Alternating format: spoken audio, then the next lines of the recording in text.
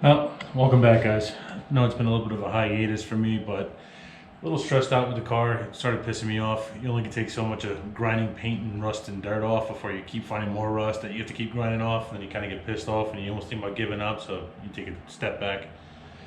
So I know the last time I did a video, I was taking some stuff apart. I started getting the engine bay is done, whoever was following on Instagram. So the engine bay is done. I've started working on the bottom of the firewall. That's become a pain in the ass as well because, you know, I only get like a foot to play with. So I'm taking a break. I took a break from doing this for about like a week. Some odd end stuff. I did go to the junkyard, found myself a new rear subframe. This is gonna go out for powder coating along with the front and all the suspension as well. But I did end up throwing some of the stuff back in, like the radiator, the oil and power steering coolers, up to the power steering reservoir. That's all back in. I did find a home for the Radium Engineering catch can. That does have to come back out so I can tape off before I paint the bottom of the firewall. Now, quite a few things are gonna be going on. I do need to reinstall the rear subframe back in before I cut the trunk out so I can figure out, because I did realize that the subframe may actually be in the way of me dropping the fuel cell all the way down. So I have to get that back in before I go cutting that up and do a measurement to make sure it's actually going to mock up and fit. I did find somebody, I'm hoping they can be able to come here and actually weld me a basket into the back. That way the fuel cell will be protected because this car will be on the road. Figured I'd give you guys an update and show you some of the stuff I've been doing. Thanks for watching. So I already got the bushings of the other knuckle. This is going to be the driver's side knuckle. So I am replacing these. I know a company makes poly bushings for the two smaller ones.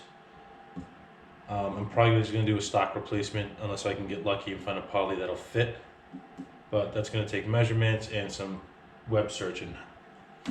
But I just got my press kit. I'm using a 29mm socket.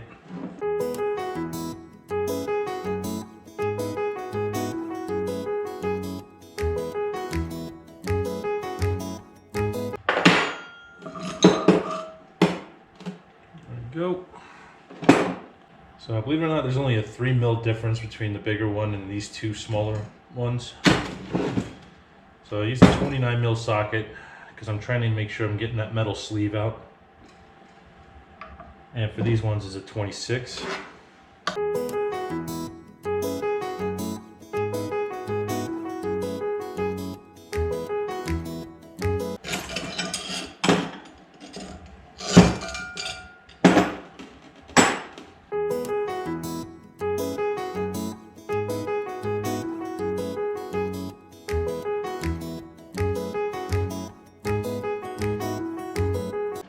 Run off.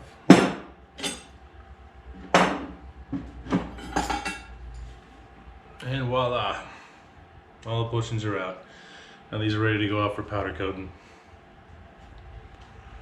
Alright guys, so I'm going to try and get this taken apart a little bit. Basically it's just going to be the arms off. I already tried to break the hard lines off. These are rotted in, so I'm just going to end up cleaning these up and painting it. But the problem I'm running into is getting these bushings out. But I did find a tag here with a part number on it, so I'm going to look up this. This is made by Koyo. Yeah, Koyo. Koyo, part number 5160229. There we go.